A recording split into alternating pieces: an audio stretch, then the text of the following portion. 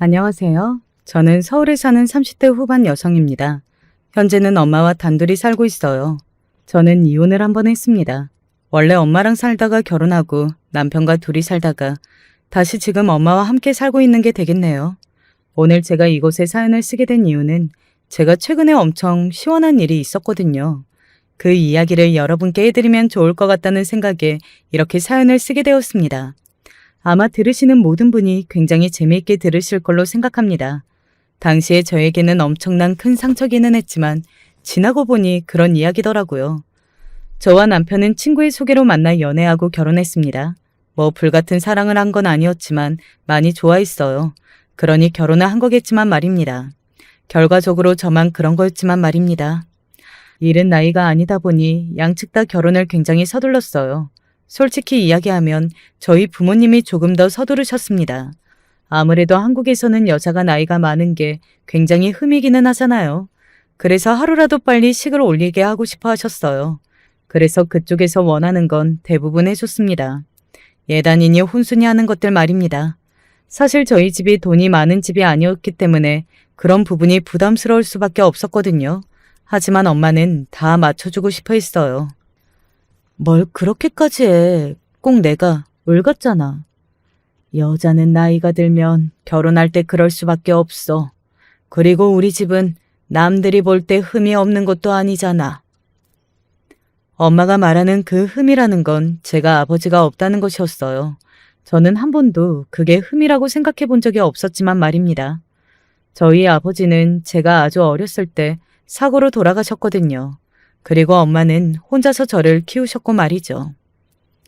그건 흠이 아니라 자랑거리지. 엄마가 혼자 자식을 이렇게 잘 키운 건데. 그래도 사람들 생각이 안 그래. 홀어머니 있는 집들 다들 싫어해.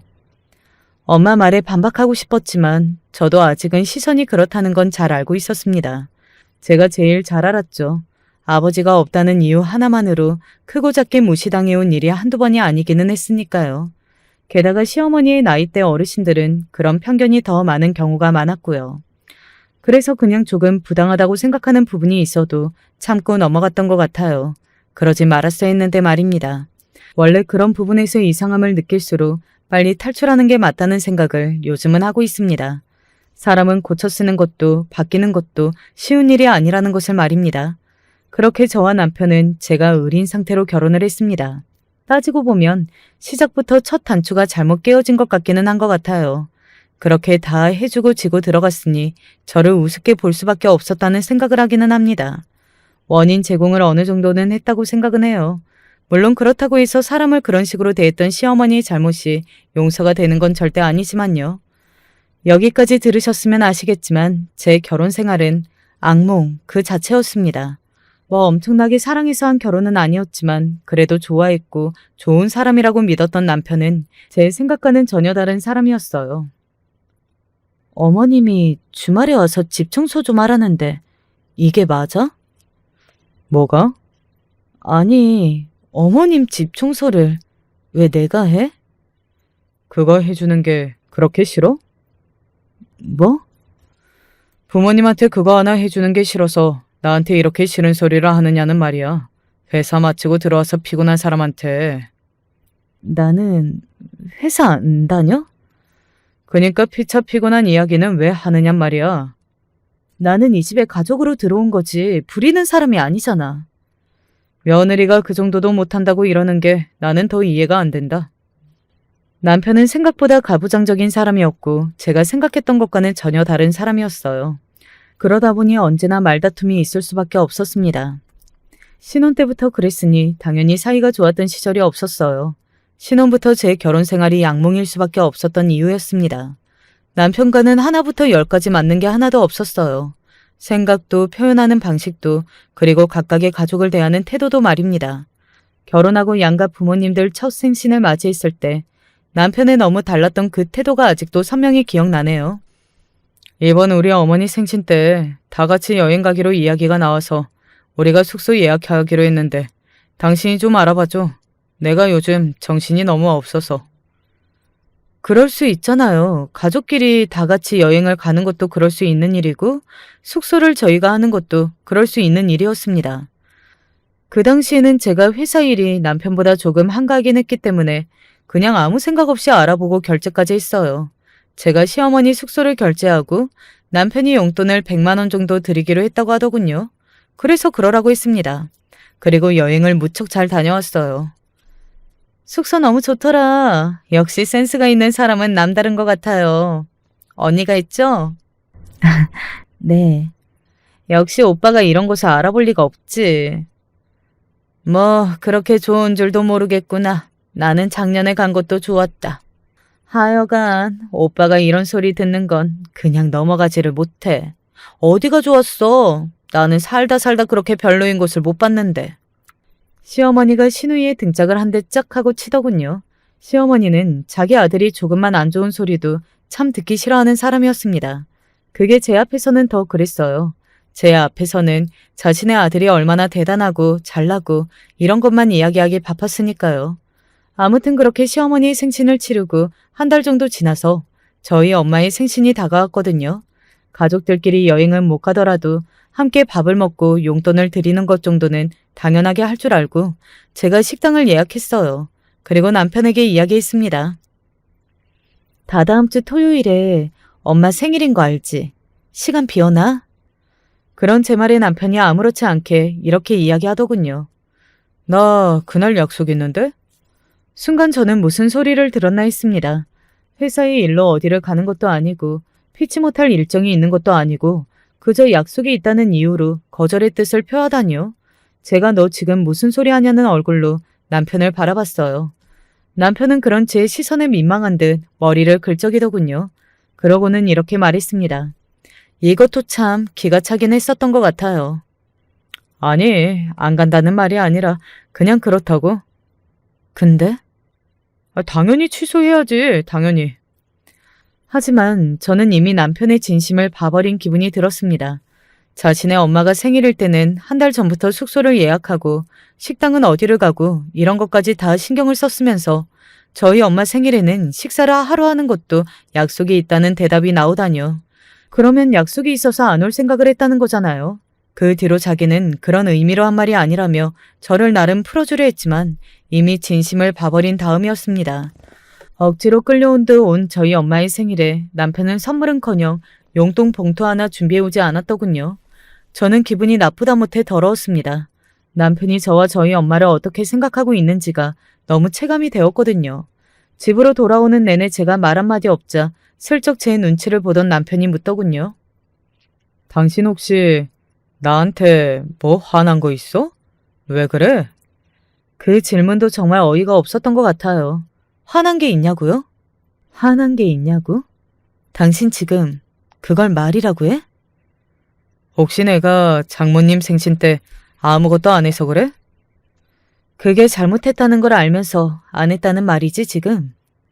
제 그 말에 입을 다물고는 슬쩍 눈치를 보더군요. 사실 남편이 저나 우리 가족에게 쓰는 돈을 굉장히 아까워한다는 것쯤은 알고 있었습니다. 처음에는 그게 모두에게 그런 건 줄 알았는데 자기 가족들에게는 잘 쓰더라고요. 내가 이번 달에 여유가 없어서 그랬어. 내년에는 잘할게.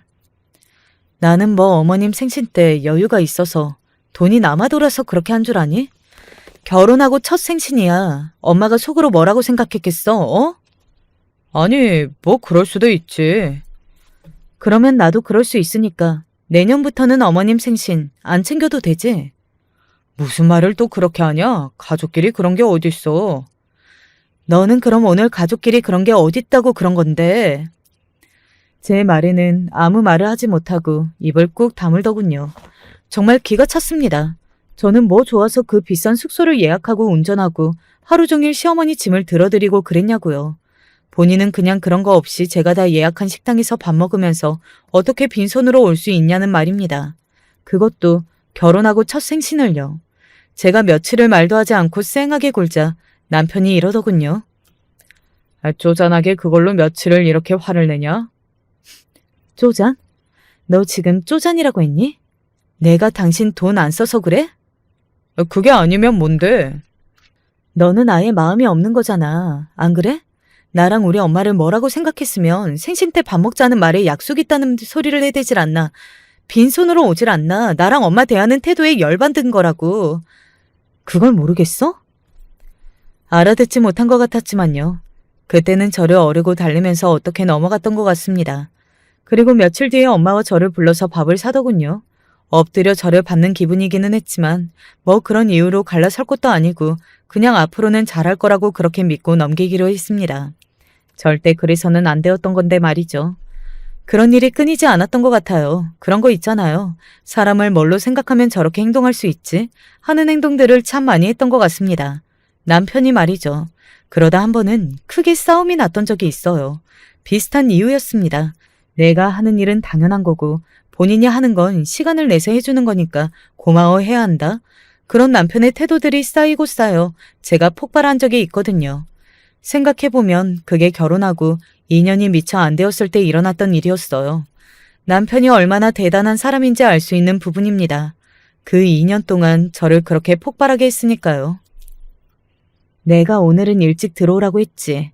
엄마랑 밥 먹을 거라고. 아니 회사에 일이 생긴 걸 어떡해? 내가 그거 거짓말인 줄 모를 줄 알아? 너희 엄마랑 밥 먹고 왔잖아. 엄마와 오랜만에 다 같이 밥을 먹기로 약속한 날 저에게 거짓말을 하고 시댁에 가서 밥을 먹은 겁니다. 회사에 바쁜 일이 있다고 거짓말을 하고 말이죠.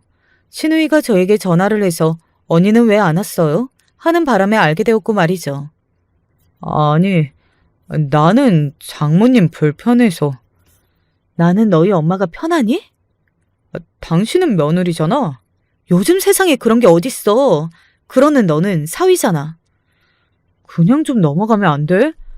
장모님이랑 그렇게 밥 먹고 하는 거 나 어색해.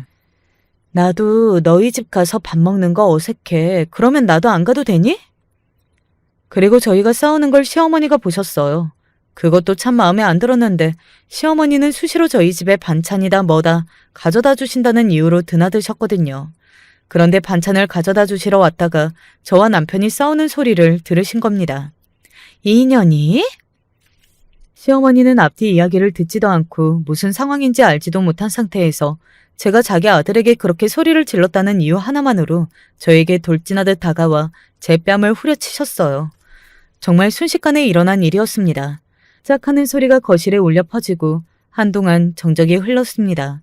보아하니 남편도 상당히 놀란 듯 보이기는 했어요. 아무리 자신의 엄마라지만 그렇게까지 할 줄은 몰랐던 얼굴로 눈을 크게 뜨고 서 있더군요.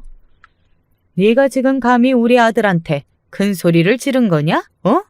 평소에 너 이러니? 아유, 이게 정말 나한테 죽으려고? 지금 저 때리신 거예요? 맞을 만한 짓을 했으니 맞아야지. 너희 엄마 대접 좀 안 좋았다고 이렇게 내 아들한테 소리를 지르는데 너희 엄마가 뭐? 우리 아들이 왜 너희 엄마를 대접해줘야 하는 건데? 어? 장모도 장모 나름이지. 뭐라고요? 내가 틀린 말했니? 가진 것도 없고 홀어머니의 그런 집으로 사돈 맺어준 걸 평생 감사하게 생각하고 쥐 죽은 듯이 하라는 건 다 하지는 못할 판국에 이게 지 주제도 모르고 자기 남편한테 소리나 지르고. 시어머니의 폭언은 멈추지 않았습니다. 이래서 애비 없는 자식은 티가 난다고 했어. 어? 내가 그래서 영 찝찝하다고 그렇게 이야기했었는데 네 시아버지랑 시누이가 그러는 거 아니라고 하도 그래서 눈 딱 감고 허락했더만. 내가 이런 꼴을 보려고. 어? 사람이 해도 되는 말이 있고 안 되는 말이 있는 거잖아요. 시어머니는 해서는 안 되는 말을 정말 여과 없이 내뱉으셨어요. 시어머니에게 저는 사람이 아니었어요. 사람이 사람을 그런 식으로 대하는 건 말이 안 되는 거였습니다. 시어머니에게 저는 동등한 입장의 인간이 아니었던 거예요. 정말 을처럼 부려도 되는 막대해도 되는 자신보다 그리고 자기 아들보다 못한 존재였던 겁니다. 그걸 깨달은 순간 저는 그 집에서 더 이상 며느리로 살 수 없겠다는 생각이 들었습니다. 그 생각을 했던 그때 바로 이혼했으면 좋았겠지만 저는 또 그러지 못했어요. 이번에는 엄마가 속상해할 게 너무 걱정되었습니다. 사이 눈치를 보면서 늘 저 자세로 있었던 엄마를 생각하니 그 말을 막 꺼낼 수가 없겠더군요. 이혼할 결심은 섰는데 어떻게 이 이야기를 해야 하나 고민을 하던 때였습니다. 사건 하나가 더 터졌어요. 요즘 왜 이렇게 외박이 잦아? 회사 일이 바쁘다고 했잖아. 말이 안 되는 소리였습니다. 회사 일이 아무리 바쁘다고 해도 하는 일이 뻔한데 일주일에 2번을 외박하다뇨. 게다가 제 앞에서 전화를 받지 않거나 카드 내역서에 숙박업체가 있는 등 사실 남편은 숨길 생각을 하나도 하지 않는 것 같기는 했어요. 오히려 알아달라고 소리치는 듯 보였습니다. 뭐 실제로도 그게 맞았을 거예요. 상대도 누군지 금방 알 수 있었습니다. 같은 회사에 다니는 직원이라고 하더군요. 남편보다 8살이 어린 여자라고요. 사실 그 사실을 알고 나서도 그다지 속상하거나 하지는 않았던 것 같아요. 물론 그렇다고 해서 남편이 나쁜 놈이 아니라고 생각한 건 아니지만, 그리고 남편을 용서하는 마음이 생기지도 않았지만 이미 그 전에 실망을 할 대로 해서 그런지는 몰라도 아, 그럴 놈이 그럴 짓을 했다 하는 생각이 들었던 것 같아요. 원래 이혼하려던 저에게는 좋은 일이기는 했습니다. 그걸 좋은 일이라고 해도 되는지는 잘 모르겠긴 하지만요. 시어머니는 저를 불러다가 이런 말을 하더군요. 그냥 조용히 이혼해라. 너를 위해서도 그게 좋지 않겠니? 저를 위해서 그게 왜 좋은 건데요? 동네방네 이혼했다고 소문내는 거 여자한테 안 좋아. 그것도 모르니? 저는 소문나도 괜찮은데요? 뭐? 저는 잘못한 게 하나도 없는데 왜 소문나는 걸 무서워하겠어요. 오히려 소문이 좀 났으면 좋겠는데요. 어린 여자랑 바람이 나서 마누라 버리고 자기 엄마 통해서 이혼 통보하는 남자. 소문나면 정말 사람들이 뭐라고들 떠들지 되게 궁금하네요. 야! 경고하는데 저한테 이제 더 이상 그런 식으로 소리 지르고 막말하지 마세요. 저 변호사 써서 이혼 소송에 상간녀 위자료 청구 소송에 걸만한 거 다 거는 꼴 보고 싶지 않으시면. 시어머니는 그제야 입을 다물더군요. 물론 부글부글하고 있었지만 말이죠. 원하는 게 뭐냐? 돈이냐? 뭐 받아낼 만한 게 그거 말고 없잖아요. 뭐 얼마나 주면 되는데? 지금 저희 사는 집, 그거 제 앞으로 명의 돌려주세요. 그걸 위자료로 받을게요. 뭐? 어차피 집 구할 때 저랑 반반한 거잖아요. 그렇게 많은 액수도 아닌 것 같은데요. 조용히 물러나는 대가로. 시어머니는 처음에는 말도 안 된다며 방방 뛰었습니다. 저희 남편이 사는 집은 약 5억 정도 되는 빌라였어요. 둘이 3억 정도를 반반씩 냈고 나머지는 은행 대출을 받아서 산 집이었습니다. 매달 이자도 반반씩 내고 있었고요. 대략 1억 5천 정도를 위자료로 주는 셈이니 그다지 많은 건 아니라고 생각했어요. 하지만 시어머니나 남편의 입장에서는 상당히 크고 주기 싫은 돈이기는 했을 겁니다. 특히 저한테 쓰는 돈이라면 벌벌 떠는 남편의 입장에서는 더더욱 말이죠. 그렇게나 받아가야겠어? 싫으면 주지 마. 나는 내일부터 변호사 알아보러 다닐 테니까 네 회사로 이혼 소송장이랑 상간녀 위자료 청구 소송장 둘 다 날아가는 것도 재밌겠다. 나는 그것도 상관없어. 결국 남편과 시어머니는 그 집을 제 앞으로 해주는 선택을 할 수밖에 없었습니다. 듣자 하니 바람이 난 그 상간녀 집안이 좀 괜찮다고 하더라고요. 아버지가 의사라고 그랬나? 그랬던 것 같아요. 엄청난 부자는 아니어도 중산층 이상은 되는 집인 것 같기는 했습니다. 계산기를 다 두드려보고 저에게 그 집을 주고 이혼을 하는 게 더 낫겠다는 결론이 난 거겠죠. 그러니 저에게 그 집을 준 거라고 말이죠. 저는 그걸 받고 깔끔하게 합의 이혼을 했습니다. 주변에서는 그 정도로 성에 차냐고들 하지만 사실 저는 그 일이 아니었어도 이혼을 하려고 했었으니 그냥 보너스를 얻은 셈 치기로 그렇게 생각하기로 했던 것 같아요. 그렇게 저는 남편과 이혼했습니다. 그리고 남편의 소식은 드문드문 들려오는 것 외에는 모르고 살았어요. 저와 이혼하고 얼마 지나지 않아 그 여자와 재혼했다고 했습니다. 회사 사람들은 다들 알고 있었다고 하더군요. 그 둘이 불륜이라는 걸 말이죠. 결혼식에 참석했던 사람이 나중에 저에게 알려줬었습니다. 다들 뒤에서 엄청 수근거렸다고 말입니다. 그리고 시간이 조금 더 지나서는 아이를 가졌다는 이야기를 들었습니다. 아이를 낳았다는 이야기는 들은 적이 없지만 그 이후로 시간이 더 지났으니 이제 한 아이의 아버지가 되었겠죠. 이렇게 이야기하면 사람들은 억울하지도 않냐? 라고 하시겠지만 전혀 그렇지 않습니다. 저에게 그리고 우리 엄마에게 아주 좋은 일이 생겼거든요. 남편에게 받은 그 집은 얼마 지나지 않아 꽤 많이 올라서 팔고 은행 이자를 다 갚고 그러고도 꽤 많은 이윤이 남았어요. 저는 엄마의 집으로 다시 들어갔고 말이죠. 거기서 남편에게 받은 그 돈과 엄마가 그동안 모아둔 돈으로 땅을 좀 샀어요. 그런데 그 땅이 굉장히 많이 올랐습니다. 엄마가 어디서 무슨 소리를 듣고 와서 거기 땅을 사자고 한 건지는 모르겠지만 아무튼 굉장히 큰 이득을 보게 되었어요. 하루아침에 저와 엄마가 부자가 된 겁니다. 뭐 이렇게 이야기하면 엄청나게 돈이 많이 생겼다고 생각하실 수도 있는데 그 정도는 아니었어요. 그냥 어디 가서 돈으로 걱정하는 일이 평생 없을 정도? 그리고 쇼핑하거나 뭔가 비싼 음식을 먹을 때 가격 고민을 안 하는 정도? 딱 그 정도의 여유를 가지게 되었습니다. 그래서 그냥 남편이 어쩌고 살든 행복하든 말든 그런 생각을 딱히 하지 않게 되었던 것 같아요. 물론 불행하면 더 좋았을 테지만 그렇지 않더라도 억울하거나 하지는 않았습니다. 저는 저 나름대로 굉장히 행복하게 살고 있었거든요. 회사를 그만두고 쉬면서 하고 싶은 일을 생각해 볼 수 있는 여유가 생겼다는 것만으로도 저는 무척이나 행복했던 것 같아요. 그래서 남편이 어떻게 살든 관심이 없었습니다. 그러던 어느 날이었습니다. 오랜만에 엄마와 백화점 쇼핑하러 가기로 한 날이었어요. 그리고 그날 그런 일이 생길 거라고는 저도 엄마도 전혀 예상하지 못했습니다. 이게 누구야? 엄마가 잠시 화장실에 간다고 사라진 동안 옷을 구경하고 있던 저에게 누군가가 말을 걸어왔습니다. 돌아보지도 않고 목소리만 듣고서도 그게 누군지 단번에 알 수 있었어요. 바로 시어머니였습니다. 살면서 이렇게 마주칠 일이 다시는 없을 걸로 생각했었는데 참 사람의 우연이라는 건 알다가도 모르겠다는 생각이 들더라고요. 뭐 하늘의 뜻인가? 이런 생각이 들 정도였으니까요. 안녕하세요. 예의상 그래도 어른이니 인사는 해야겠다 싶어서 꾸벅하고 고개를 숙였습니다. 시어머니는 그런 저를 가만히 바라봤어요. 인사는 받지 않고서 그냥 빤히 말입니다. 네가 여긴 어쩐 일이냐? 그리고 아래 위로 저를 훑어보며 그렇게 물었습니다. 아니 상식적으로 백화점에 뭘 하러 왔겠냐고요. 게다가 옷을 보고 있었잖아요. 그러면 당연히 쇼핑하러 온 게 아니겠냐고요. 그런데 그렇게 묻더라고요. 저는 그 의중을 알 수 있었습니다. 네가 벌면 얼마나 번다고 이런 곳에서 옷을 구경하고 있어? 역시였어요. 제가 예상한 딱 그대로의 말을 하더라고요. 뭐 그전에 저라면 이런 비싼 옷을 파는 곳에서 옷 구경을 하는 일은 없었겠죠. 애초에 살 수 없었을 테니까요. 하지만 지금은 그렇지 않잖아요.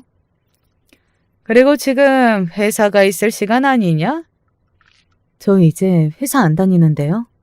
그런 제 말에 시어머니는 잠시 의외라는 듯 저를 바라보다 말을 이었습니다. 그러면 돈도 안 벌면서 이런 비싼 옷을 보고 있어? 너 사지도 못할 거면서 이렇게 보고 만지고 하는 것도 민폐고 진상 손님인 거 모르냐? 지금에 와서 생각해보면 시어머니는 대체 저에게 무슨 낯짝으로 그렇게 시비를 건 건가 싶기는 해요. 본인의 아들이 불륜을 저질러서 돈을 쥐어져가며 이혼을 시킨 전 며느리에게 그렇게 말할 수 있는 사람이 몇이나 되겠어요. 길거리에서 우연히 마주치더라도 모르는 척하는 게 보통일 거 아니에요. 하지만 시어머니는 보통 분이 아니셨습니다. 그랬으니 제가 못 견디고 이혼할 생각도 한 거지만요. 제 돈으로 제가 쇼핑하러 온 거예요. 저 이 집 옷 많은데요? 어디서 거짓말을 해? 내가 너희 집 사정을 몰라? 뭐 어떻게 얼마나 아시는데요. 그리고 어머님도 여기서 쇼핑할 만큼 여유가 있지는 않으실 텐데요. 제 그 말에 시어머니가 욱하는 게 보였습니다. 나는 부자 며느리가 매달 용돈을 어찌나 주는지 이런 곳에서 옷을 몇 벌은 사고도 남음이 있어. 너 같은 며느리 있을 때랑 같은 줄 아니? 아, 좋으시겠어요. 제가 아무런 감흥 없이 그렇게 대답했습니다. 그러자 시어머니는 굉장히 약이 오른 사람처럼 소리를 버럭하고 지르더군요. 그 성질이 어디 가지 않았더라고요. 여전히 대단한 성질을 가지고 있다는 걸 알 수 있었습니다. 아이고, 그러는 그쪽은 거지 주제에 이런 백화점에 오셨어요? 누가 봐도 비꼬는 말투였습니다. 전혀 기분이 나쁘지 않았지만 그냥 사람이 굉장히 못되고 추하다는 생각이 들더군요. 나는 절대 저렇게 늙지는 말아야겠다 하는 교훈을 다시 한번 얻었던 것 같아요. 정작 본인은 본인이 얼마나 추한지 모르는 것 같았지만 말입니다. 제가 어머님보다는 돈이 많을 테니 그런 걱정은 안 해주셔도 돼요. 왜 남 걱정을 그렇게나 하세요? 시간 되게 많으신가 보다. 내가 아무리 시간이 많아봐야 백수인 너보다 많겠니? 나는 우리 손주도 봐줘야 해서 아주 바쁘거든. 어머, 손주를 봐주시나 봐요? 돈이 그렇게 많은 며느리인데 베이비시터는 안 쓰고요? 당연히 쓰지. 내가 좋아서 가끔 봐주는 거다. 우리 손주가 얼마나 예쁜데? 축하드려요. 저도 한껏 비꼬는 말투로 이야기했습니다. 그런 저를 보고 시어머니는 더 이상 참지 못하셨어요. 사실 그러든가 말든가 저는 상관이 없었거든요. 이미 끝난 인연이고 다시 볼 일이 없는 사람이고 그리고 그런 인간한테는 예의 있게 구는 사람이 손해니까요. 그래서 저도 상관없이 마음 편하게 막 나간 것 같기는 해요. 인연이? 시어머니는 그렇게 소리를 지르며 제 머리채를 잡았습니다. 어머 고객님 여기서 이러시면 안 돼요. 가게 직원이 재빨리 다가와서 저희 두 사람을 말리기 시작했어요. 주변에서 쇼핑을 하던 다른 사람들이 힐끔거리며 구경하는 게 느껴졌습니다.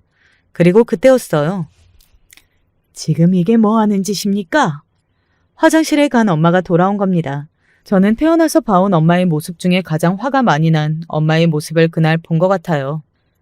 이 할망구가 노망이 났나? 어디서 남의 집 귀한 딸 머리채를 잡아?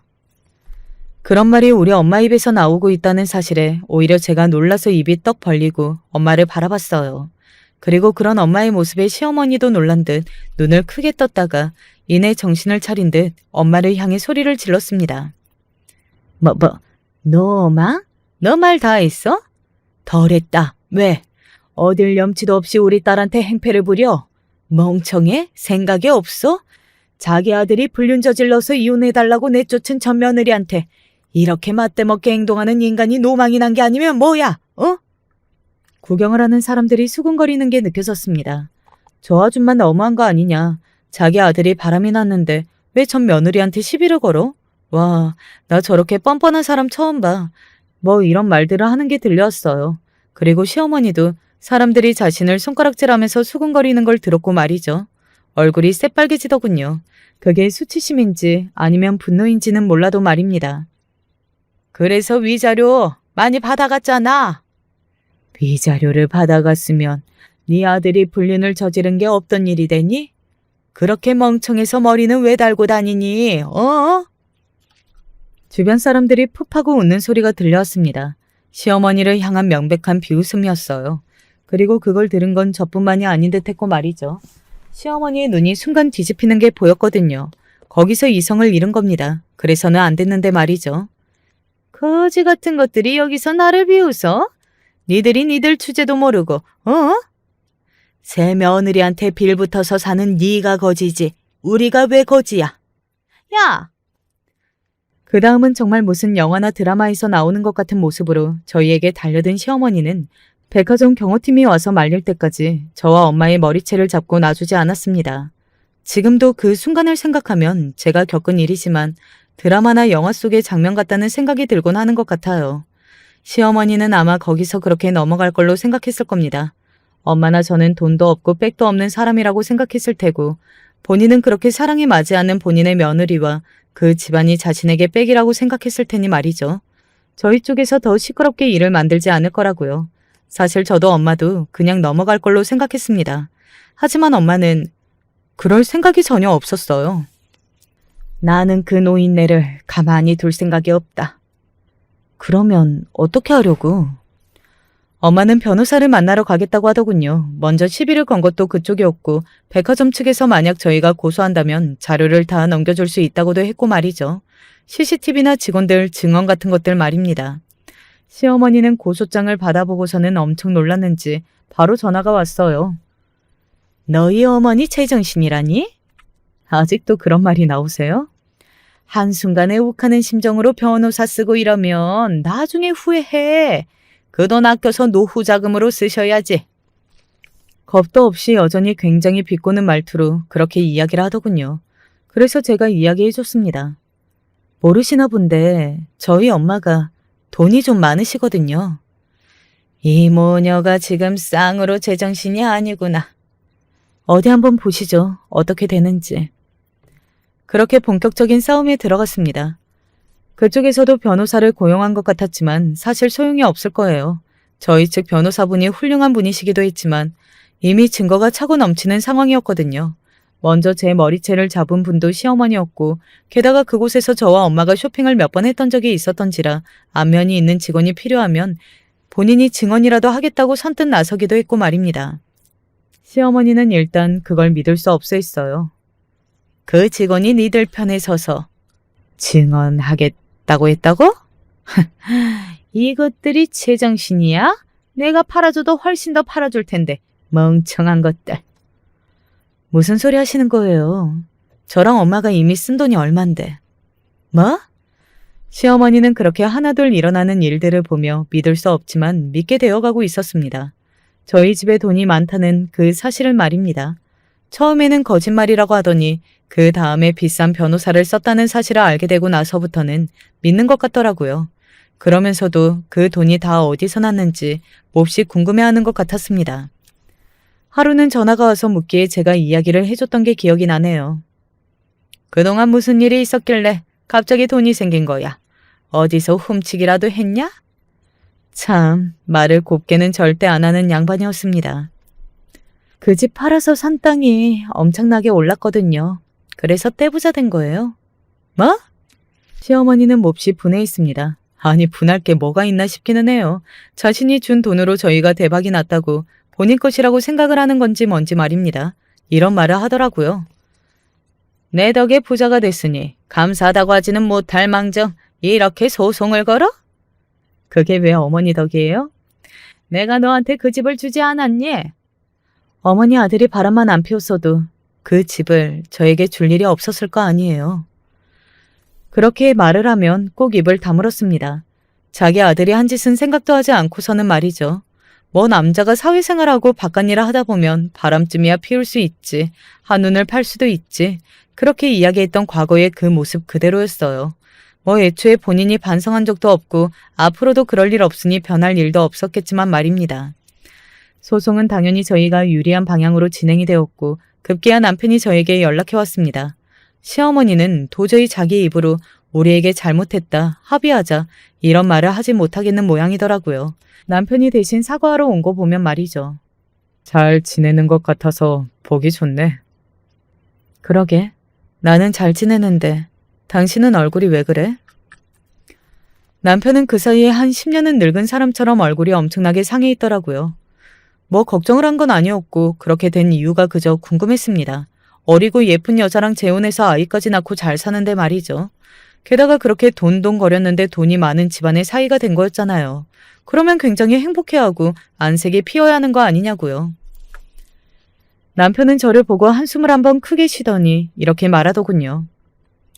이미 다 소용없는 일이라는 거 알지만 그래도 과거로 돌아갈 수 있다면 나는 돌아가는 걸 선택할 거야. 그러면서 저에게 미안하다고 그리고 그때도 정말 미안했다고 사과하는 모습을 보면서 어딘가 진심이 느껴진다고 생각했습니다. 이혼하던 그 당시에도 받지 못했던 진심 어린 사과를 이제 와서 받은 겁니다. 대체 무슨 일이 있었던 건데? 제 질문에 남편이 잠시 고민하는 듯 하더니 입을 열었습니다. 그리고 남편을 통해 들은 이야기는 상상 이상의 이야기였어요. 남편의 그 재혼의 결말이 그렇게 났을 줄은 생각해보지 못했었거든요. 그 이야기를 조금 해드릴게요. 처음에는 행복했답니다. 뭐 그랬겠죠. 어리고 예쁜 여자랑 재혼한 거니 말입니다. 하지만 그게 오래가지 않은 모양이더라고요. 상간녀 쪽 집안에서 남편을 정말 마음에 들어하지 않았다고요. 그래서 사사건건 무시하고 무슨 말도 못하게 하고 그런 상황이 생겼다고 말입니다. 남편이 그 이야기를 하는데 속으로 제가 너도 그때의 내 심정을 조금 알았겠네 라고 생각했거든요. 그런데 남편이 아니나 다를까 딱 그 이야기를 하더군요. 당신이 그때 무슨 심정이었을지 한 번에 이해가 되더라. 역시 사람은 겪지 않고서는 모르는 법인가 봐. 당신 그런 취급당하는 거 당신 어머니는 보고만 계셨고? 그게 저는 가장 궁금했거든요. 자기 아들이 손가락 하나라도 까딱하면 벌벌 떨면서 저에게 큰 소리를 치던 양반이었으니까요. 물론 그 새 며느리에게는 저에게 했던 것처럼은 하지 못하겠지만 그래도 자신의 아들이 그 정도로 무시를 당하면 한마디 정도는 했을 법하다고 생각했거든요. 그런 제 질문에 남편이 헛웃음을 지으며 고개를 젓더라고요. 내가 사실 그것 때문에 어머니랑 되게 많이 멀어졌거든. 당신한테 하던 거랑 태도가 너무 다르시더라고. 우리 어머니는 정말 돈이 다인가 봐. 시어머니의 태도가 다를 줄은 알았지만 너무나 달랐다고요. 뭐든지 다 자기가 잘못한 거고 새 며느리가 하는 말이 다 맞고 새 며느리를 금이야 오기야 싸고 돌면서 심지어 자신을 무시한다고 하더군요. 그게 다 카드 때문이지 뭐. 카드? 집사람이 어머니한테 쓰라고 카드를 줬는데 혹시나 집사람이 기분이 상하면 도로 달라고 할까봐 비 맞추기 바쁘셔. 늘 눈치 보고 전전긍긍. 어머님이 그러시는데 나라고 보일 수 있어. 그냥 우리 집은 이제 모두가 을이야. 집사람이 갑이고. 그 이야기를 듣는데 어딘가 기분이 이상했습니다. 그 결혼 생활을 할 때 저는 늘 을이라고 생각했었거든요. 그런데 지금 딱 반대되는 상황을 남편과 시어머니가 겪고 있는 거잖아요. 그런 생각이 스쳐 지나가더군요. 인생사, 세옹지마라는 말입니다. 뭐 시어머니나 남편이 안 됐다는 생각은 그때도 지금도 하지 않습니다. 제가 무슨 부처도 아니고 저도 당할 일이 있는데 그런 마음이 품어지지는 않더라고요. 다만 미워하던 마음은 없어지기는 한 것 같아요. 왜 그런 말 있잖아요. 한을 풀었다는 말입니다. 저는 여태 그냥 다 잊고 제 행복을 찾았다고 생각했는데 마음속 한구석에서 응어리가 조금 있기는 했나 보더라고요. 오늘도 어머니는 끝까지 당신한테 사과 안 한다고 했는데 집사람이 하라고 해서 어머니가 나를 보낸 거야. 본인은 도저히 못 하시겠다고. 당신 부인이 나한테 사과하라고 했다고? 왜? 골치 아픈 거 싫고 전 부인이랑 더 얽히는 것도 보기 싫고 뭐라더라. 자기 불리난 거 모르는 사람 없는데 다시 한번 말 나오는 게 그냥 싫대. 결국은 시켜서 나온 건가 하는 생각을 하고 있을 때 남편이 이런 말을 덧붙였습니다. 그런데 나는 잘 됐다 싶었어. 언젠가 당신한테 꼭 사과하고 싶었거든. 돈 가지고 사람 깔보는 것도 치가 떨리고 가족 간의 상하 관계가 있는 이 상황도 너무 화가 나고 그러다 보니까 내가 당신한테 과거에 했던 짓들이 반성이 되더라고. 사람은 자신이 겪어보기 전까지는 아무것도 모른다고들 하잖아요. 남편이 그 결혼으로 깨달은 바가 많은 것 같았습니다. 그리고 여전히 그 깨달음을 얻는 중 같았고요. 아주 극심한 마음고생을 동반하면서 말이죠. 다 소용없는 이야기겠지만 나는 당신이랑 살 때가 더 좋았어. 당연히 그랬겠지. 그때는 내가 을이었으니까. 그렇게 말하고서는 웃었습니다. 남편도 낮게 웃으며 고개를 끄덕이더군요. 엄마를 설득하는 건 조금 힘들기는 했어요. 엄마는 정말로 끝까지 가고 싶어 하셨거든요. 어디까지 생각하셨느냐고 하니 나는 그 상간녀도 다시 고소할 생각이었어. 그게 돼? 이기지는 못하더라도 괴롭히려고. 고소는 원래 그런 거라며 사람 괴롭히는 용도. 에이, 그러지 마. 우리도 같은 인간은 되지 말자. 사실 몹시 불행한 것 같은 남편의 모습을 보니 시어머니에게 분노했던 마음도 가라앉았거든요. 뭐 고소하다 이런 의미가 아니라 그냥 허탈했어요. 저런 사람 아득바득 이겨봐야 뭐하나 싶고 말이죠. 하지만 한 가지는 꼭 들어야 했습니다. 바로 시어머니의 진심 어린 사과 말입니다. 엄마도 그것만 있다면 제 말대로 하기로 했어요. 그래서 남편에게 그 뜻을 전달했고 며칠 지나지 않아서 시어머니에게서 연락이 왔어요. 그래서 엄마와 저 이렇게 세 사람이 만났습니다. 시어머니는 한동안 아무 말이 없더니 굉장히 힘들어 보이는 얼굴로 입을 떼었습니다. 그날은 정말 죄송했습니다. 제가 이성을 잃고 그만. 사람이 사람을 그렇게 무시하면 언젠가 돌려받는 거예요. 엄마의 그 말에 시어머니는 어딘가 생각이 많은 표정을 짓더라고요. 아마 자신이 돌려받는 그 상황을 떠올렸을 걸로 생각합니다. 새 며느리에게 절절매는 자신의 지금의 모습을 말이죠. 더 할 수 있었고 엄마는 더 하고 싶어 하셨지만 거기서 멈추는 걸로 결론을 지었습니다.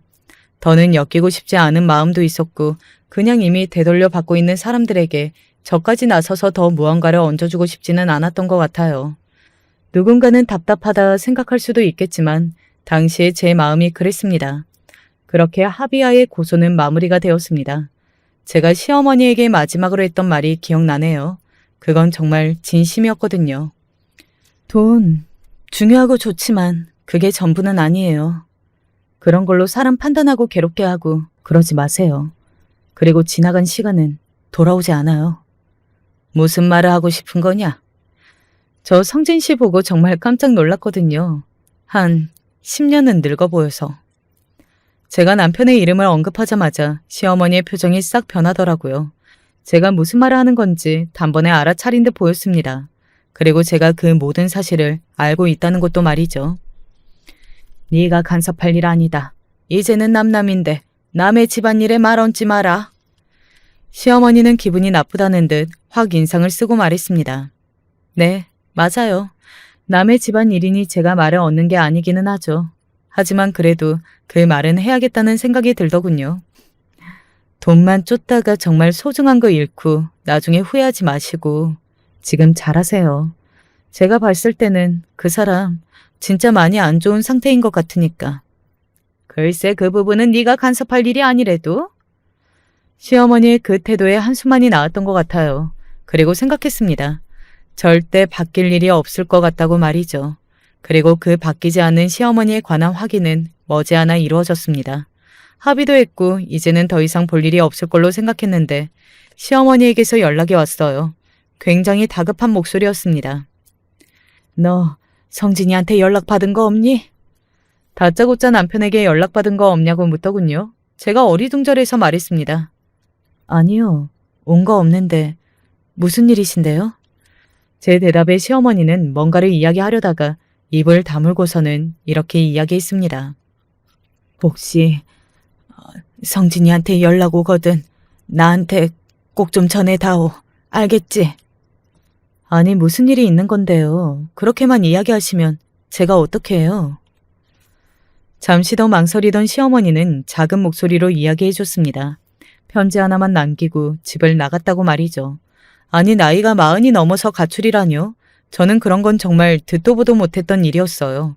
아마 남편은 어머니도 그리고 아내도 바뀔 것 같지 않으니 스스로 도망가는 걸 선택한 것 같았습니다. 그런 선택이라도 할 수 있는 용기가 있어서 저는 다행이라고 생각했지만 절망적인 목소리로 저에게 전화를 한 시어머니에게 그런 이야기를 할 수는 없었어요. 연락 오면 알려드릴게요. 그런 약속을 하고 끊는 것 말고는 달리 방법이 없었습니다. 그리고 얼마 지나지 않아 남편에게서 전화가 왔어요. 어머니가 연락해 오지 않았느냐는 말에 그렇다고 했더니 그럴 줄 알았다고 미안하다고 하더군요. 그리고 혹시나 제가 그런 연락을 받고 당황해할까봐 자기가 연락을 하는 거라면서 말이죠. 당신이 내 걱정을 할 리는 없겠지만 그래도 혹시나 해서 연락해봤어. 그리고 어머니한테는 내가 연락했다는 말은 하지 말고. 집에 안 들어갈 거야? 그 집에 다시 들어가느니 죽는 게 나을 것 같아. 지금 너무 편해. 어쩌다 그 지경까지 갔나 하는 생각이 들더라고요. 저는 응원한다고 자리 잡으면 한번 연락 달라고 하는 말과 함께 전화를 끊었습니다. 그리고 시어머니에게 따로 연락은 하지 않았어요. 아마 시어머니는 여전히 남편을 찾는 중일 겁니다. 그리고 남편이 이혼 서류에 도장을 다 찍어놓고 나갔는데 그 상간녀는 남편이 사라지고 얼마 되지 않아서 그 서류를 마저 작성해 접수했다고 하더군요. 남편의 두 번째 결혼은 그렇게 끝이 났습니다. 이 일들을 겪어내며 참 많은 생각이 들었던 것 같아요. 서로 입장도 바뀌어 보고 그리고 돈으로 갑과 을이 정해진 가족은 절대 마지막까지 진정한 가족이 될 수 없다는 교훈 아닌 교훈도 얻었고 말이죠. 시어머니는 반성하고 계실지 아닐지 궁금하긴 하네요. 아직도 그놈의 돈 타령을 하고 새 며느리를 잃게 된 걸 슬퍼하고 있을지 말입니다. 부디 본인을 위해서라도 그러지 않기를 바라요. 제 이야기는 여기까지입니다. 이건 뭐 제 이야기인지 전 남편과 시어머니에 관한 이야기인지는 모르겠지만요. 어찌되었든 재밌게 잘 들어주셨으면 그걸로 된 게 아닌가 하네요. 저는 이제 정말 사연을 줄이겠습니다. 마지막까지 제 이야기 들어주셔서 감사합니다.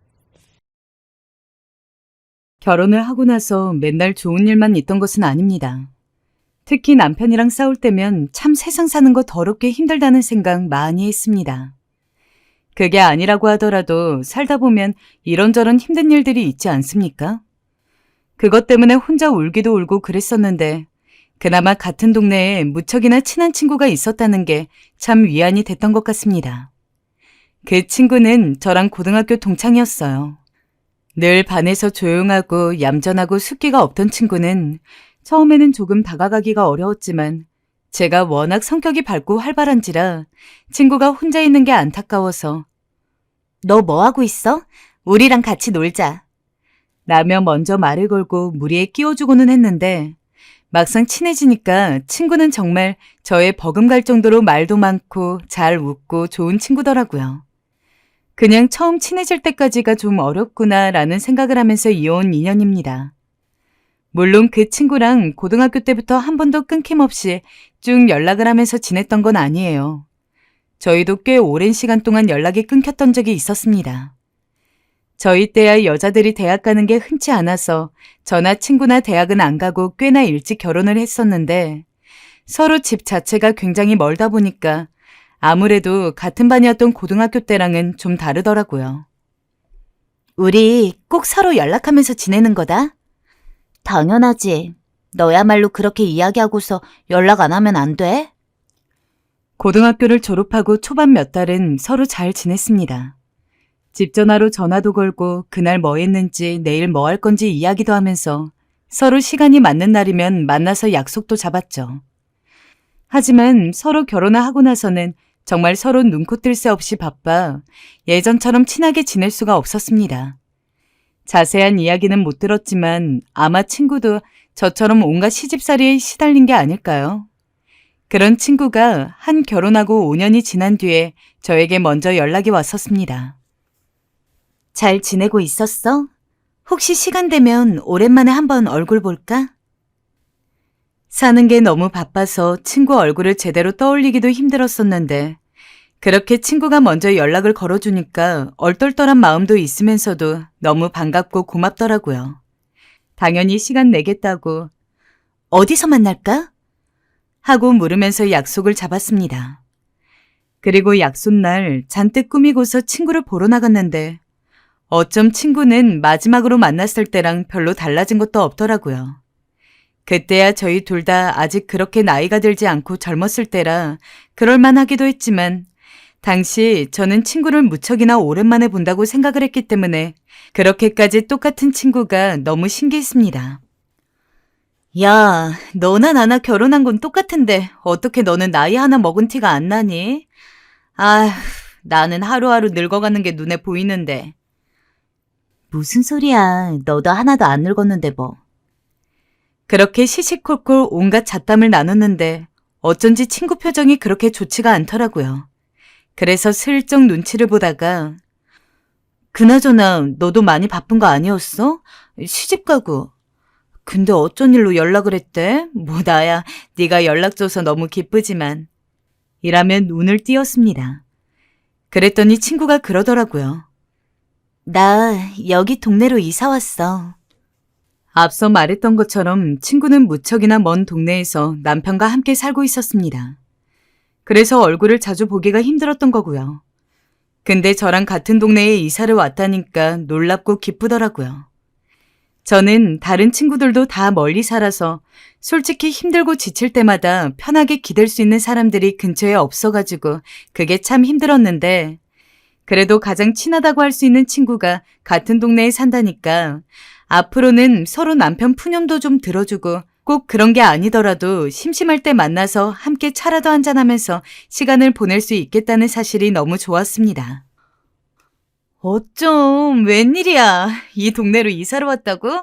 너무 반갑다 야. 우리 이제는 고등학교 때처럼 얼굴도 자주 볼 수 있고 그러겠네.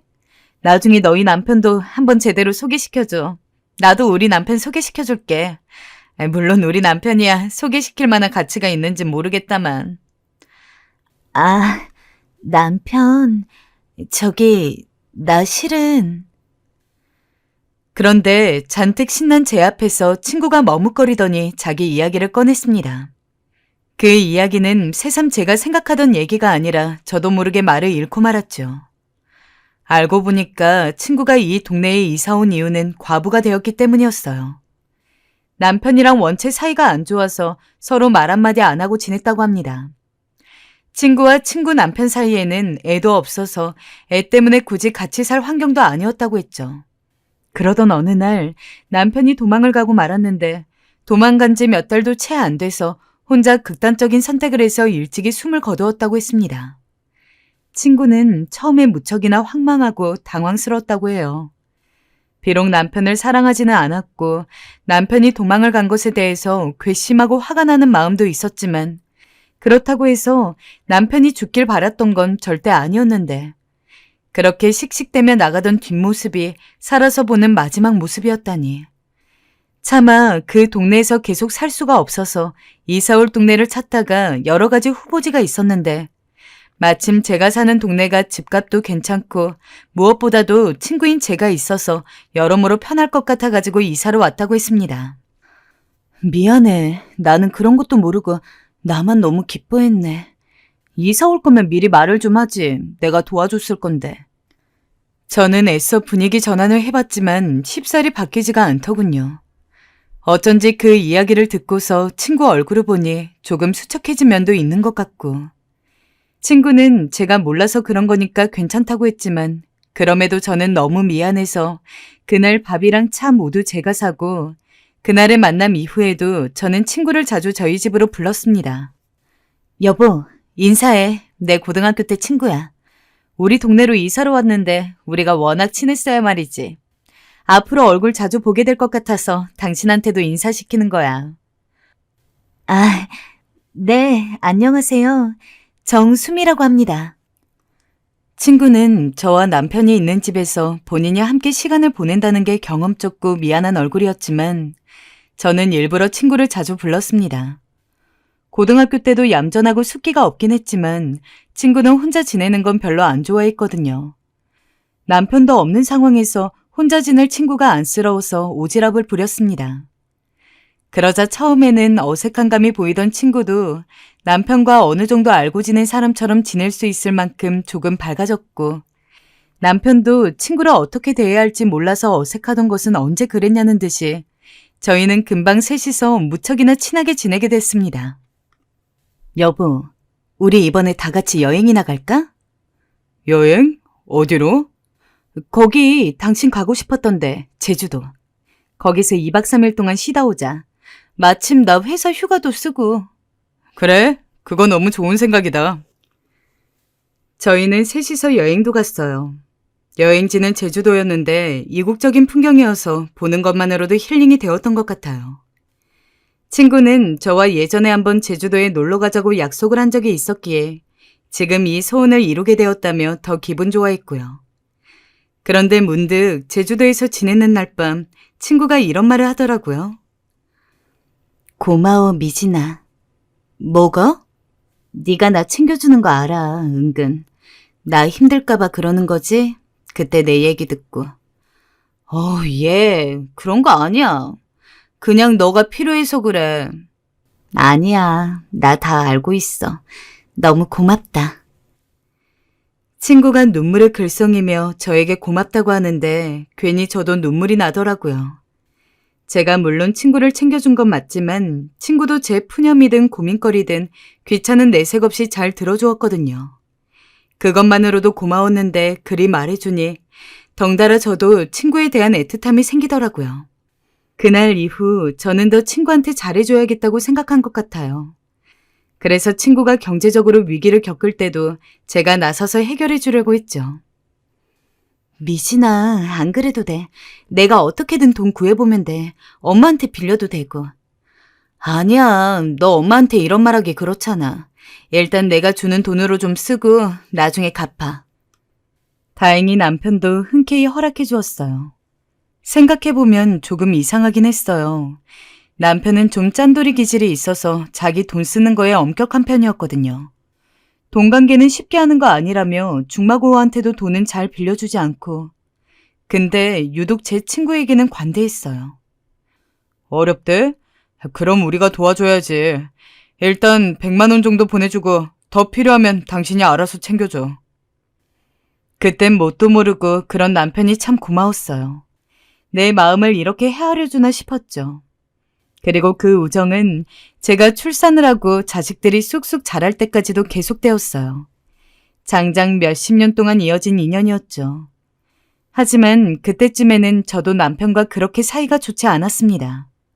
젊을 적이야 아주 깨떨어지는 부부는 아니라고 하더라도 그래도 휴일에 서로 대화도 좀 하고 그냥 여느 부부랑 별다를 거 없는 모습으로 지내고 있었는데 어느 순간부터 남편이 저랑 이야기를 별로 안 하려고 그러더라고요. 제가 먼저 말을 걸어도 시큰둥하고 주말만 되면 뭐가 그리 바쁜지 평소에 약속 한 번 안 잡던 사람이 자기 약속 있다며 밤늦게 들어올 거라고 미리 예고까지 하고 나가고 덕분에 저는 그런 날이 있을 때면 다음 날쯤 친구에게 하소연을 하는 게 일상이었습니다. 그러면 친구는 제 이야기를 들어주면서 남편이 너무 무심하네. 조강지처를 몰라본다. 네 남편. 라며 제 편을 들어주었죠. 친구한테 말을 한다고 해서 무언가 크게 바뀌는 것은 아니었지만 그래도 내가 화나고 속상하고 서운한 걸 토로할 사람이 있다는 것 하나만으로도 마음이 많이 풀리는 느낌이었습니다. 그러던 어느 날은 남편이 점점 더 도가 지나치게 행동을 하자 제가 한번 버럭 화를 냈어요. 여보, 요즘 외박이 왜 이리 잦아? 당신 뭐 여자라도 만나고 돌아다녀? 여자? 여자는 무슨? 야, 나 같은 아저씨를 누가 만나러 한대냐? 너도 별소리를 다 한다.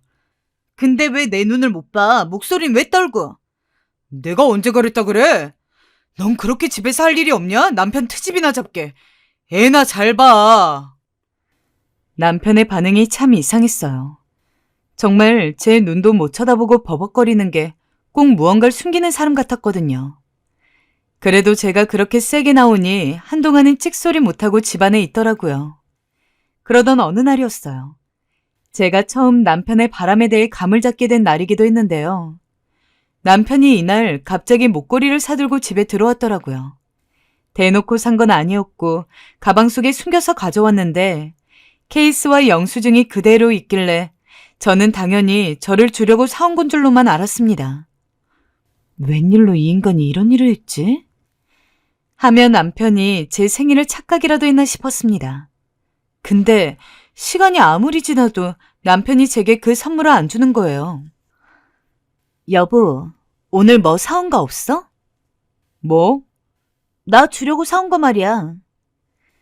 그렇게까지 힌트를 주는데도 남편은 그런 게 어디 있냐며 내가 너한테 왜 선물을 주냐는 식으로 말하더라고요.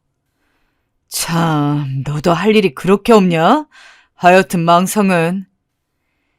그러면서 절 무시하고 지나가는데 화가 벌컥 나면서도 순간 기분이 묘해졌어요.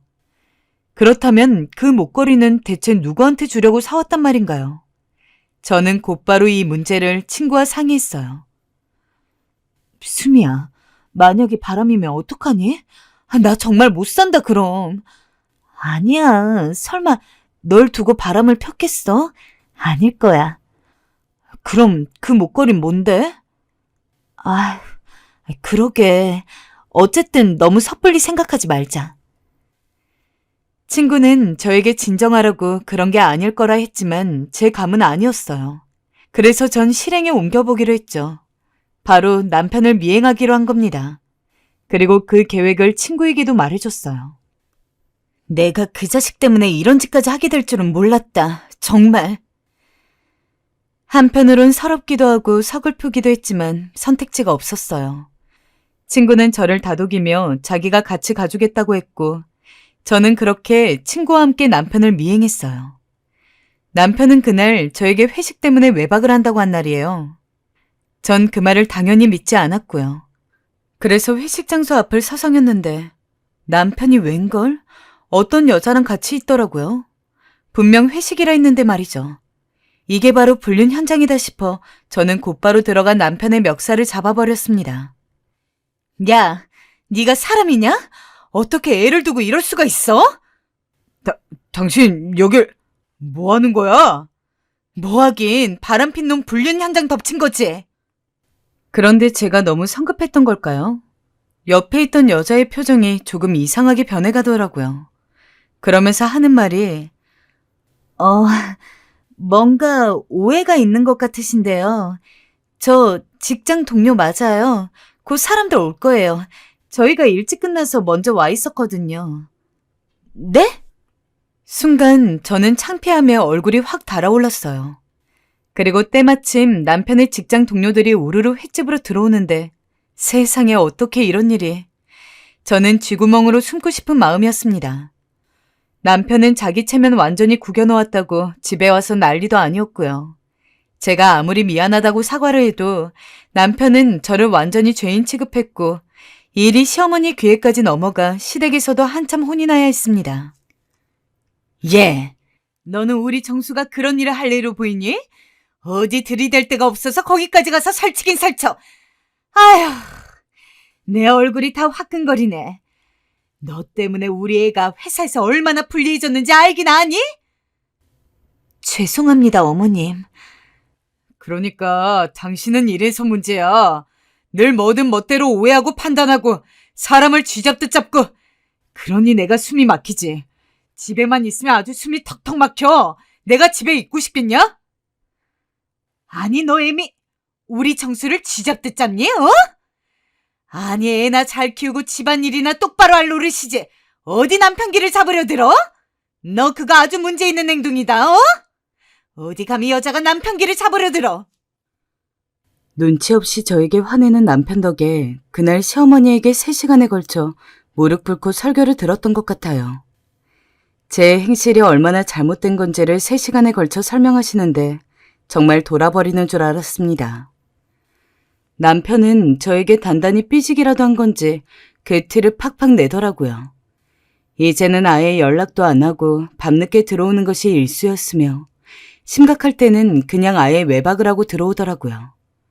술 냄새도 풀풀 풍기고 무슨 여자 향수 냄새 같은 것도 나고 처음이야 그냥 오랜 결혼 생활을 해왔기에 아내인 저한테 삐지고 소홀해지는 거로만 생각을 했죠. 그저 친구에게만 울며불며 이야기했습니다. 나 요즘 시어머니한테 매일 불려가는 거 알아? 나보고 행실 똑바로 하냐 물으시는데 그게 뭔 말이겠어. 남편은 그 얘기를 왜 도대체 시어머니한테 해서는 날 이렇게 곤란하게 만드는 건지. 정말 남편 때문에 살고 싶지가 않다. 그러게 말이야. 정말 네 남편 왜 그러니? 내가 다 속상하네. 말도 못하고. 친구만이 제 심정을 이해해 주었기 때문에 그나마 친구가 위안이 되었어요. 그렇게 남편에 대한 원망과 부부 생활의 힘듦을 친구와 자식으로 풀어내곤 했어요. 그러던 어느 날 너무도 충격적인 정황을 목격했는데요. 예전에 목걸이를 발견했을 때와 비슷한 상황이었어요. 남편의 옷을 빨기 위해 주머니에 있는 걸 뒤지었는데 거기서 여자 속옷을 발견한 거예요. 이거는 100% 바람이 의심되는 상황이었습니다. 그 순간 목걸이 사건이 떠오르면서 남편이 그간 얼마나 저를 기만했는지, 얼마나 저를 구박하고 비난했는지 그런 뻔뻔스런 행동들이 하나하나 스쳐 지나가더라고요. 너무 화가 나 뚜껑이 열리기 일보 직전이었어요. 저는 어떻게 할지 고민하다 결국 남편 차에 작은 카메라를 설치하기로 마음을 먹었습니다. 컴퓨터도 제대로 못 다루는 사람이었는데 인터넷을 통해 배워가지고 차에 설치할 만한 카메라를 사서 남편이 자는 시간에 몰래 차키를 들고 주차장으로 내려가서는 남편이 알지 못하는 곳에 카메라를 설치하고 돌아왔습니다. 정말 이렇게까지 하고 싶지는 않았지만 어쩔 수 없다고 생각을 하면서요. 그런데도 내가 왜 이런 짓까지 하고 있나 라는 자괴감이 밀려오기도 했습니다. 그 이후로 일부러 한 2주일 정도는 남편이 일찍 들어오던 늦게 들어오던 아무 말도 하지 않았습니다. 그냥 남편이 집에 오면 그게 언제든 당신 왔어? 하고서 아무런 첨언도 하지 않았죠. 제가 평소에 남편이 늦게 들어오면 왜 연락도 없이 늦게 들어와? 집에서 기다리고 있는 사람은 생각도 안 해? 라며 득달같이 잔소리를 했는데 갑자기 어느 순간부터 잔소리를 뚝 멈추니까 저 여자가 왜 저러지? 라는 표정으로 저를 보면서도 한편으로는 이제는 자유롭게 놀 수 있겠다 싶었는지 그 뒤로는 거의 물 만난 물고기처럼 하루 건너 하루는 꼭 외박을 하더라고요. 그런 남편의 모습을 보면서 저는 아무렇지 않은 표정을 지었지만 속으로 칼을 갈면서 기다렸습니다. 딱 증거만 잡으면 다 끝장이라고요. 그렇게 2주일이 지났을 때 이쯤이면은 충분히 많은 증거가 모였겠지 싶어서 다시 남편이 자는 시기에 몰래 주차장에 가가지고는 설치했던 카메라를 회수해 왔습니다. 카메라 안의 영상을 컴퓨터로 꺼내서 보는 과정이 조금 힘들기는 했지만 어찌저찌 영상 파일을 전부 컴퓨터로 옮겨놓고 하나하나 살펴보는데 이게 뭐야? 저는 깜짝 놀랄 수밖에 없었습니다. 제가 예상한 대로 남편은 여자와 바람을 피고 있었어요. 여자를 조수석에 앉히고 자기는 운전석에 앉은 채로 운전을 하다가 손을 잡기도 하고 신호를 기다릴 때 뽀뽀를 하기도 하고 서로 모텔에 가자는 이야기도 서슴없이 하더라고요. 하지만 제가 놀란 것은 그 때문이 아니었습니다. 애초에 남편이 바람을 피고 있는 것은 자명한 사실이었으니까요. 하지만 설마 남편이 바람을 피던 여자가 저와 같은 동네에서 살고 고등학교 때부터 친했으며 현재는 과부가 된 그 친구일 줄은 정말 꿈에도 상상하지 못했습니다. 처음에는 친구 얼굴이 나오길래 제가 그 친구와 친하게 지내는 것처럼 남편도 친구를 하도 자주 봐서 이제는 오래 알고 지냈으니 따로 약속이라도 한번 잡은 줄 알았어요. 하지만 그게 아니었죠. 남편은 저한텐 평소에 한 번도 해준 적 없는 사랑한다는 이야기를 매번 친구에게 했고 그럴 때마다 친구는 수줍은 얼굴로 제 남편 손을 잡았습니다. 진짜 누가 뒤통수를 망치로 때린 것 같고 팔에 소름이 돋더라고요. 그리고 둘이서 이런 대화를 나누더군요. 자기야, 목걸이 그거 걸리면 어떡해. 미진이가 당신 미행한다고 했단 말이야. 정말? 어떡하지? 내일 모레 당신 회식해서 외박한다고 했다며.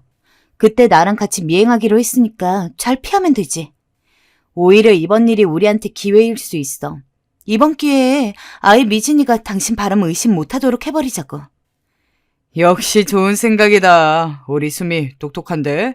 알았어. 그렇게 할게. 사랑해. 그 대화를 듣자마자 저는 그만 눈물이 흘러 바닥을 치고 오열을 하고 말았습니다.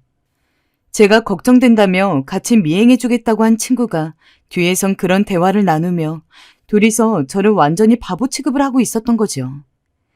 거기다 남편이 시어머니에게 말한 것도 알고 보니 그 친구의 계획이었습니다. 우리 엄마한테 말하라고? 왜? 당신이 그렇게까지 하고 걔가 시어머니한테 한 소리를 들어야 당신한테도 조심스러워질 거 아니야. 안 그럼 계속 당신 구박할걸? 그래, 생각해보니 그러네. 알겠어. 정말이지 믿을 수가 없었어요. 눈으로 보고도 믿을 수가 없어. 왜 하늘이 내게 이러는 건지, 왜 하필 내게 이런 일이 일어나는 건지 원망하고 또 원망했어요. 친구가 상간녀라니 참 기가 막힌 현실이었습니다. 거기다 그 아인 겉으로는 제 생각을 해주는 척하면서 뒤에서는 남편한테 이 이야기를 다 했을 거 아니에요. 어쩌면 지금까지 제가 남편 뒷담화를 한 것도 상간녀의 입을 통해서 다 전해졌을 수도 있겠죠. 그렇게 남편을 꼬셨을 수도 있고요. 제가 친구에게 카메라 설치한다는 걸 말했다면 평생 모르고 있었을 사실이었습니다. 남편이 바람난 것도 기막혔는데 그게 내 친구와 바람이 난 거고 둘이서 날 기만하고 농락했단 사실이 견딜 수가 없었어요. 마침 다음 날이 주말이었고 남편도 회사를 가지라 않았기 때문에 저는 집에 친구를 불렀습니다. 그리고 친구가 집에 도착하자마자 둘을 데리고 컴퓨터로 향했죠. 그리고 미리 바탕화면에 깔아놓았던 영상을 켰습니다. 이거 당장 해명해. 둘이 언제부터 그런 사이로 지냈어? 솔직히 저는 그렇게 면전에다 대놓고 둘의 바람 증거를 켜두면 최소한 저한테 미안하다고 사과나 할 줄 알았습니다. 하지만 둘은 오히려 그 영상을 뻔히 보면서 도대체 뭐가 잘못이냐는 투로 저한테 뻔뻔하게 굴었죠. 남편도 그렇고 친구도 그렇고요. 솔직히 우리가 바람을 피게 된 것도 다 네가 이상한 탓이다. 왜 우리한테 이렇게 나오느냐. 지금 그래서 둘이 바람 피는 게 잘했다는 거야? 솔직히 당신이 우리 둘이 바람날 만하게 행동을 했잖아. 아무리 결혼하고 애 낳고 그랬다고 해도 이제는 애들 다 컸는데 관리도 제대로 안 하고 네가 최소한 뚱뚱하지만 않았어도 바람 안 났어. 뚱뚱? 뭐? 그러니까 내가 뚱뚱해서 바람 폈다고? 당신 미쳤니? 우리 서로 사랑하는 사이야, 미진아. 내가 네 남편을 뺏어간 것 같겠지만 우리는 네가 네 남편을 소개해줬을 때부터 마음이 통해있던 상태였어. 운명이나 다름없지. 솔직히 너에게 미안하긴 하지만 사람 마음이 어쩔 수 없는 거 너도 잘 알잖아. 기가 차고 어이가 없어서 말도 안 나왔습니다. 특히 남편 놈은 그렇게 나오더라도 친구만은 눈물 콧물 흘리며 잘못했다고 싹싹 빌 줄 알았습니다. 아니면 최소한이라도 고개를 푹 숙일 줄 알았고요. 그런데 친구는 입으로는 미안하다고 말하면서도 이 모든 게 내 탓이라는 식으로 고개를 뻣뻣이 치켜들더군요. 저는 이성을 잃고 쓰러지기 직전이었습니다. 두 뇨놈들의 면상을 계속 보고 있으면 정말 제가 쓰러질 것 같아 나가라고 소리를 쳤습니다. 나가! 당장 나가! 내 집에서 당장 나가라고! 정말 아파트가 떠나가라 소리를 질렀지만 더 어이가 없었던 건 보란듯이 둘이 손을 잡고 나가더군요. 지금도 그 광경이 꿈속에서까지 나올 만큼 평생 잊지 못할 것 같습니다. 애들도 다 독립했고 비록 아주 알뜰살뜰 행복한 부부는 아니었을지언정 그래도 최소한 남편과 정으로 평생 살아갈 수 있다고 생각을 했고 이제는 각자 여유도 좀 있으니까 여행도 다니면서 뒤늦게나마 예전보다는 좀 더 돈독한 부부 사이로 지내보려고 했는데 그 상상은 모두 헛개비였어요. 바람을 들킨 후 남편은 오히려 이참에 잘 들켰다는 듯이 이제는 제 눈치도 안 보고 그냥 나가서는 친구를 만나는 듯 했어요. 당연히 제 속은 까맣게 타들어갔죠. 친구는 그날 이후로 제 연락도 받지 않고 저는 참을 수 없었습니다. 이렇게 된 거 어차피 이판사판이었습니다. 그래서 둘이 바람핀 영상을 제 고등학교 동창들에게 전부 보내버렸습니다. 갑자기 평소에 연락도 자주 안 하던 저로부터 그런 영상을 받았을 친구들은 당황스러웠겠지만 당시 저는 가릴 게 없었습니다. 다행히 영상을 받은 친구들이 저에게 먼저 전화를 걸어서는 자초지종을 물었고 제 이야기를 들은 친구들은 마치 자기 일인 것처럼 함께 화내주었죠. 그리고 그 일이 결국 친구기로 들어간 모양입니다. 너 그 영상 동창들한테 보냈어? 바람 들킨 이후로 연락도 안 하던 애가 갑자기 찾아와서는 그런 식으로 묻길래 맞다고 했더니 친구가 갑자기 제 뺨을 쫙 때렸습니다. 어떻게 그런 짓을 할 수 있냐고 말이죠. 어떻게 그런 짓을 할 수 있냐고? 그러면 멀쩡히 잘 살고 있는 부부를 갈라서게 해놓고 그 남편이랑 오래전부터 바람핀 너는 그게 할 수 있는 짓이어서 그렇게 하고 있던 거야? 네가 뭐라고 해도 나는 이 짓거리 안 멈춰. 갈 때까지 갈 거고 세상 모든 사람들이 내 남편이랑 너랑 바람피고 있다는 걸 알게 하는 게 내 목적이야. 그러니까 빨리 꺼져. 뭐야? 더 말해줘? 그래야 말귀를 알아듣겠니? 그리고 저는 똑같이 그 친구의 뺨을 때려주었습니다. 제가 맞은 것보다 적어도 2배 아프게 말이죠. 제 말에 씩씩거리던 친구는 바로 돌아갔지만 무슨 심경의 변화인지 다음날 다시 찾아왔습니다. 이번에는 다짜고짜 제 뺨을 때리거나 화를 내는 게 아니라 무릎을 꿇고 사과를 비는 상황이었죠.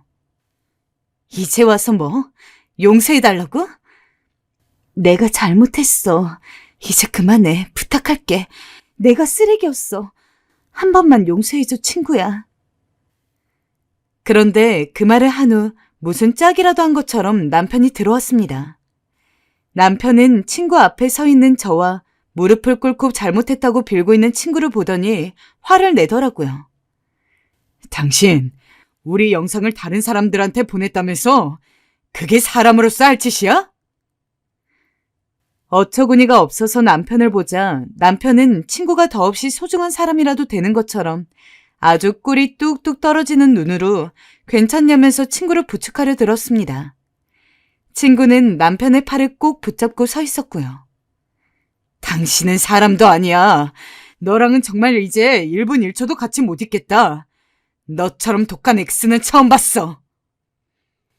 그러더니 남편은 씩씩거리며 친구와 함께 나갔어요. 처음에는 남편과 이혼을 하게 되더라도 자식들한테는 이런 이유로 이혼을 하는 거라는 걸 얘기하지 않으려고 했어요. 자존심도 상하고 아무리 애들이 다 컸다지만 아빠가 바람을 펴서 부모가 헤어지게 됐다는 게 충격적이지 않겠습니까? 애들 생각해서라도 그거는 아니라고 판단을 했죠. 하지만 남편이 이렇게 나오니까 그 순간 마음이 바뀌었습니다. 그래서 남편과 친구가 돌아간 뒤에 자식들을 다 불러 모았어요. 얘들아, 이제부터 엄마가 뭘 보여줄 건데 너무 충격받지 말아라. 너희도 알 권리가 있으니 보여주는 거야. 네 아빠가 이런 사람이라는 거 알아야 할 것 같아서 말이다. 엄마, 무슨 일인데 그래? 아이들은 불안해했고 저는 곧바로 영상을 틀었어요.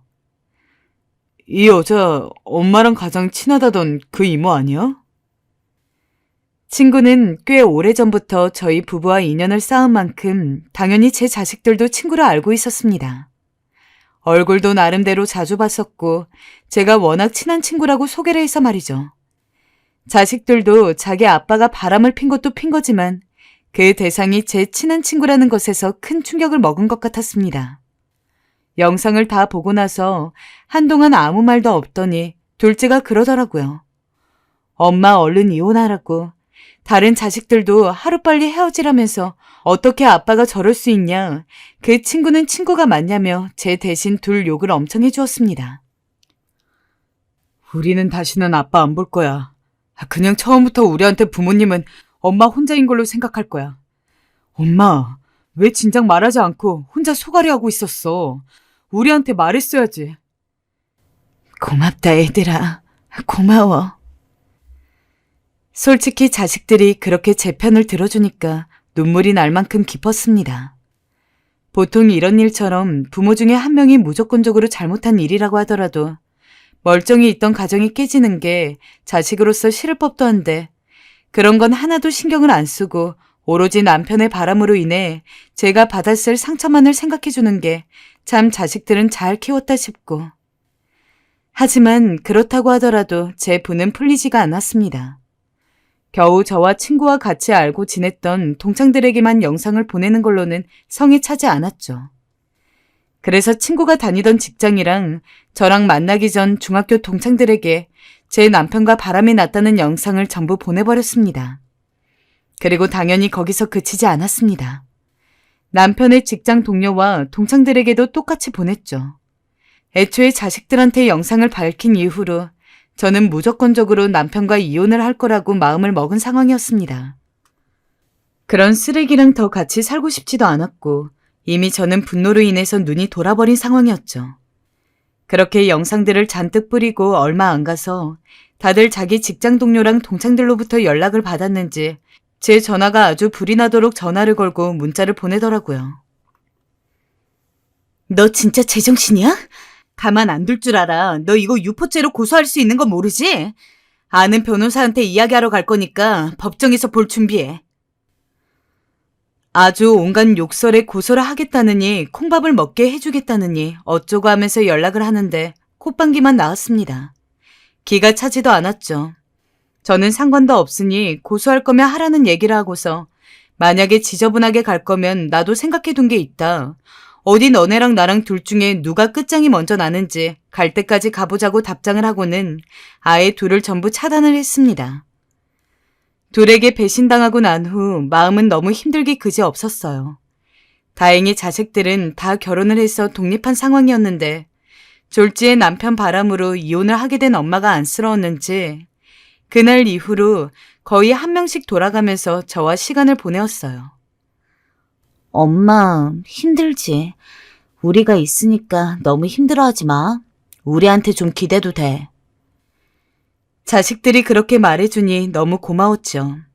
그래도 자식들 덕분에 함께 있는 순간만큼은 남편과 친구에게 배신당한 분노를 잊을 수 있었어요. 그리고 남편과 이혼을 한 지 1년 정도 되었을 쯤이에요. 처음에는 아예 소송을 걸고서 정말 더러운 꼴 다 보고 헤어질까 싶었지만 자식들의 만류로 그러지 않았습니다. 엄마가 만약 그러고 싶다면 그렇게 하는 게 맞는데 솔직히 나는 걱정이 돼. 지금 엄마가 화난 것 때문에 스스로를 돌보지 못하는 것 같아서. 소송을 해서 엄마 마음이 풀린다면 모르겠지만 만약에 그런 게 아니면 소송 과정도 스트레스가 쌓일 테니까 그냥 어차피 아빠랑은 다시 안 보기로 한 거 헤어지는 건 조용히 헤어져도 좋을 것 같아. 틀린 말이 아닌 것 같기도 했고 유포죄 어쩌고저쩌고 했던 남편도 전혀 저를 고소할 기미가 보이지 않아서 그냥 이혼은 깔끔하게 마무리를 하고 혼자 잘 살고 있었습니다. 근데 며칠 전에 딸아이한테 연락이 왔어요. 남편이 본인한테 전화를 했다고 말이죠. 무슨 이야기를 했나 싶어서 물어보니까 딸아이가 최근 손주를 낳았는데 남편이 어디서 그런 이야기를 들었는지 딸아이 자식 이야기를 하면서 손주를 한번 보고 싶다고 했나 봅니다. 그리고 딸은 저한테는 아버지 같은 거 없는데요. 전화 잘못 거신 것 같습니다. 하고서 전화를 끊었다고 했죠. 이제 와서 후회를 하는 건지 아니면 그렇게 나쁜 짓거리를 해놓고도 뻔뻔하고 염치 없이 자식들한테는 아빠 노릇을 하고 싶은 건지.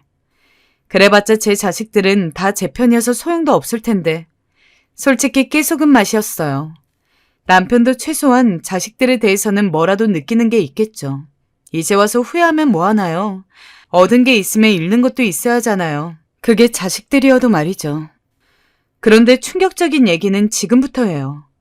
전 남편이 단순히 자식의 안부가 궁금하여 전화를 건 줄 알았는데 그게 아니었더라고요.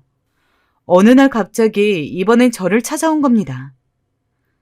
당신, 여기가 어디라고 나타나? 미쳤니? 저기 여보, 우리 다시 시작하면 안 될까? 뭐라고? 나 그 사람이랑 끝났어. 다 끝났다고. 남편은 갑자기 나타나 다시 시작해달라 애걸하더군요. 이게 무슨 기가 막힌 소리인가 했는데 남편은 울며불며 그간에 있었던 일을 하나하나 설명했습니다. 남편은 저랑 이혼 후 제 친구랑 평생 깨볶으며 살려고 둘만의 결혼식 준비까지 하고 있었답니다. 그런데 친구가 결혼 전날 갑자기 잠수를 탔다고 하더라고요. 그것도 남편이 벌어놓은 돈 전부를 들고서요. 아무리 친구를 찾으려 했지만 어디로 숨은 건지 찾을 수도 없고 그 후 술만 먹는 폐인과 같은 삶을 살았다 해요. 소득이 없어서 일자리 일단 뛰어들긴 했는데 충격 때문에 일도 안 되고 술만 마시면서 세월을 보냈어. 근데 네 생각이 너무 나더라고. 너한테 너무 죄를 지은 것 같고 내가 다 잘못했다. 미진아, 나 한 번만 받아줄 수 없겠니? 그런데 이제 와서 이런 사과가 무슨 소용이 있을까요? 이런 추잡스러운 꼴로 나타나 상간녀에게 배신당해 저에게 돌아오고 싶다니. 더 듣고 싶지도 않아 저는 그 길로 남편을 모질게 내쫓았습니다. 우리 자식들도 나도 당신 더는 보고 싶지 않아. 나가. 그럼 돈이라도 조금 빌려줄 순 없겠니? 당신 잘난 엄마한테 빌려. 나가! 남편은 한 번만 살려달라며 끝까지 눈물을 흘리며 저를 붙잡았지만 저는 옆에 있던 빗자루까지 휘저어 남편을 내보내었습니다. 그 후 남편은 계속 집 주변을 서성거렸지만 제가 경찰에 신고해 지금은 근처에 얼씬도 하지 못하는 상태예요. 처음 이 일이 터졌을 때는 이혼을 하면 정말 제 인생도 끝나는 것 같고 그랬는데 아니더라고요. 어쩌면 인생이 정말 큰일이라 생각했던 일도 막상 걸어보면 아무것도 아닌 일이 많단 생각이 요즘 따라 참 많이 들어요. 괜히 저 혼자 걱정하고 불안했던 것 같아요. 그리고 남편의 저런 비참한 최후를 보니 인과응보라는 말이 이래서 있구나 하는 생각도 들어요. 상간녀랑 떵떵거리며 나가 잘 살 줄 알았던 남편이 배신당해 하루아침에 저렇게 추락해버릴 줄 누가 알았겠나요. 자기의 죗값을 저렇게 받는구나 싶습니다. 게다가 제 친구였던 그 아이도 참 극악스러운 것 같아요. 이런 일을 겪으니 가끔은 제가 그런 사람과 오랜 친구였던 사실이 믿기지 않고 소름도 끼쳐요. 앞으로는 어디까지 사람을 믿어야 할까라는 생각도 들고요. 허나 어찌됐건 앞으로는 자식들과 손주들 보면서 제 인생 살 겁니다. 여러분도 여러분의 인생을 잘 살아나가시길 바래요. 온 마음으로 여러분의 인생을 응원하고 있을게요.